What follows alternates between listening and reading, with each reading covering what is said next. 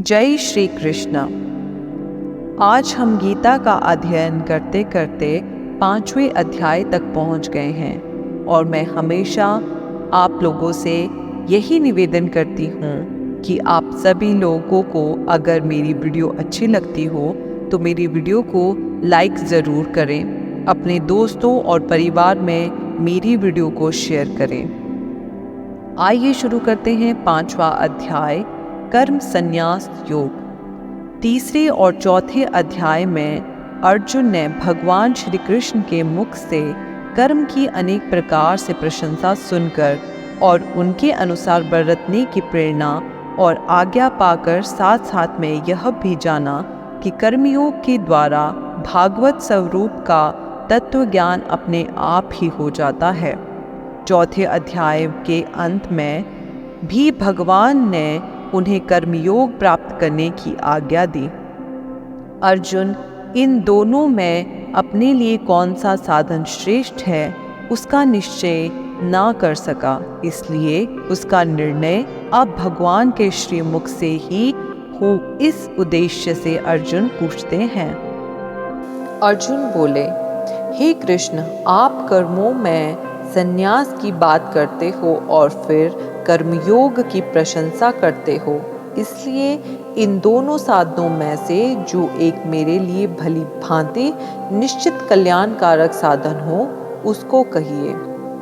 भगवान श्री कृष्ण बोले, कर्म संन्यास और कर्मयोग ये दोनों ही परम कल्याण के करने वाले हैं, परंतु उन दोनों में से भी कर्म संन्यास से कर्मयोग साधन में सुगम होने से श्रेष्ठ है।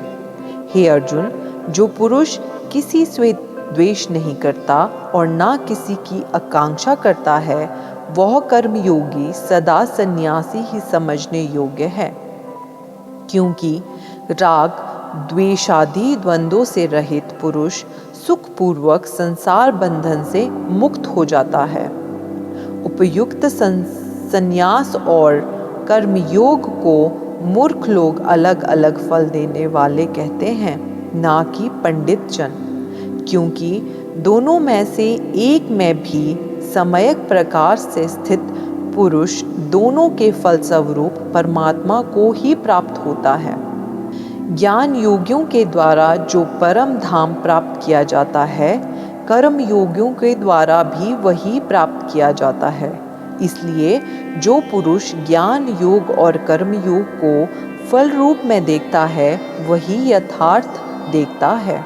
परंतु हे अर्जुन, कर्मयोग के बिना होने वाले संन्यास अर्थात मन, इंद्रिय और शरीर द्वारा होने वाले संपूर्ण कर्मों में कर्तापन का त्याग प्राप्त होना कठिन है, और भागवत स्वरूप को मनन करने वाला कर्मयोगी परम ब्रह्म परमात्मा को शीघ्र ही प्राप्त हो जाता है। जिसका मन अपने वश में है, जो जितेंद्रिय और विशुद्ध अंतकरण वाला तथा संपूर्ण प्राणियों का आत्म स्वरूप परमात्मा ही जिनका आत्मा है, ऐसा कर्मयोगी कर्म करता हुआ भी लिप्त नहीं होता। तत्व को जानने वाला सांख्य योगी तो देखता हुआ, सुनता हुआ, स्पर्श करता हुआ, सूंघता हुआ, भोजन करता हुआ, गमन करता हुआ, सोता हुआ, श्वास लेता हुआ, बोलता हुआ, त्यागता हुआ, ग्रहण करता हुआ तथा आँखों को खोलता और मूंदता हुआ भी सब इंद्रियां अपने अपने अर्थों में बरत रही हैं। जो पुरुष सब कर्मों को परमात्मा में अर्पण करके और आसक्ति को त्याग कर कर्म करता है, वह पुरुष जल में कमल के पत्ते की भांति पाप से लिप्त नहीं होता।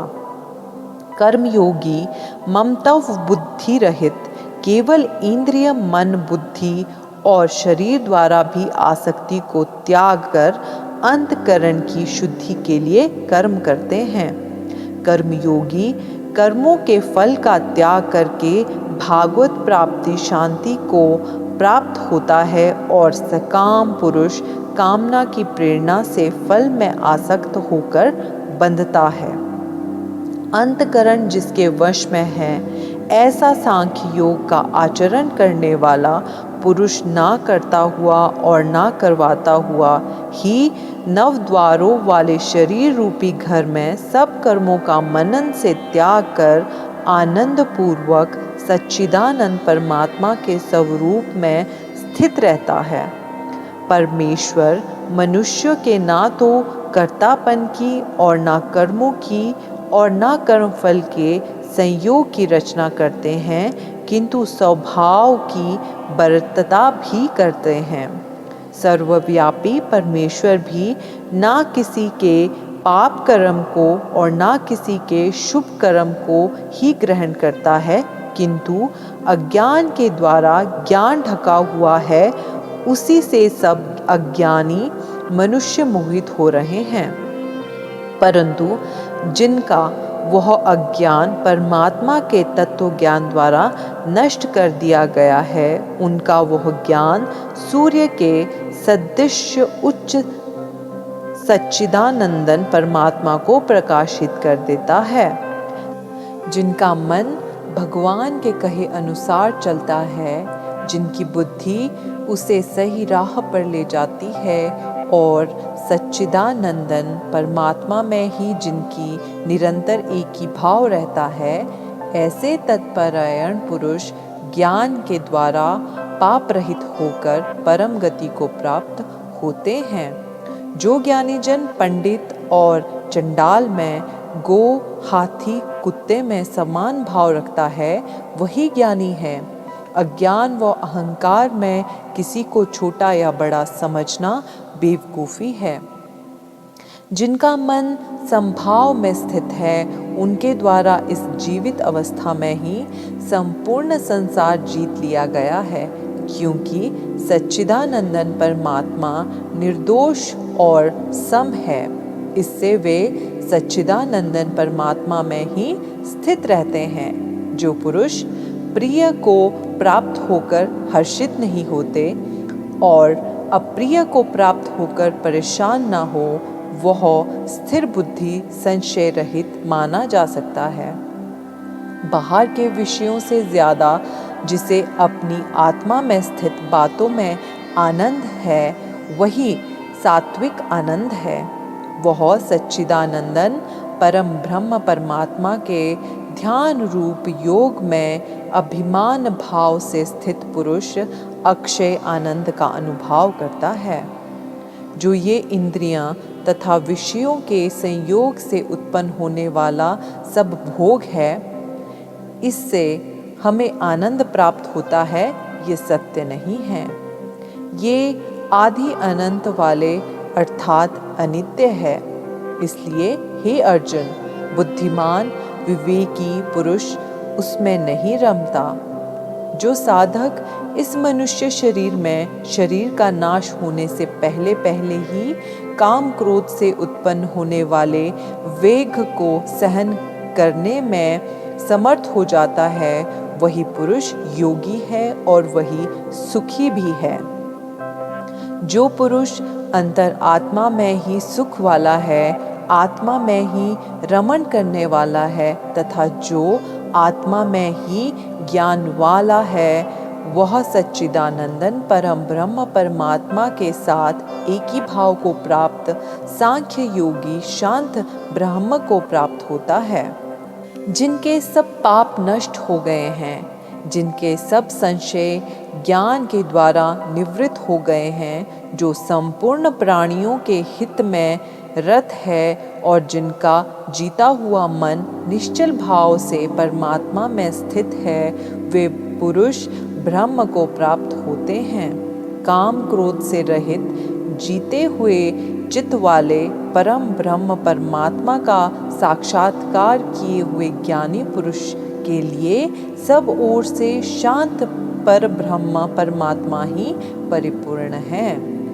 बाहर के विषय भोगों को ना चिंतन करता हुआ बाहर ही निकलकर और नेत्रों की दृष्टि को भ्रिकुटी के बीच में स्थित करके तथा नासिका से विचरने वाले प्राण और अपान वायु को रम करके जिसकी इंद्रियां, मन और बुद्धि जीती हुई है, ऐसा जो मोक्ष पारायण मुनि इच्छा, भय और क्रोध से रहित हो गया है, वह सदा के लिए मुक्त ही है।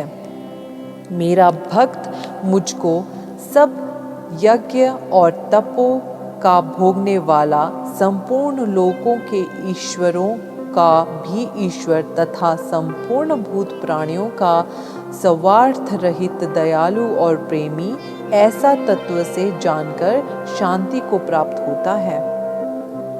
इस प्रकार उपनिषद, ब्रह्म विद्या तथा योग शास्त्र रूप श्रीमद् भगवत गीता के श्री कृष्ण अर्जुन संवाद के कर्म संन्यास योग नामक 5वां अध्याय संपूर्ण हुआ। आप सभी लोगों से मैं एक बार फिर से निवेदन करती हूँ कि अगर आपको मेरी ये वीडियो अच्छी लगती हो तो प्लीज़ मेरी वीडियो को शेयर कीजिए, लाइक कीजिए और सब्सक्राइब कीजिए। जय श्री कृष्ण।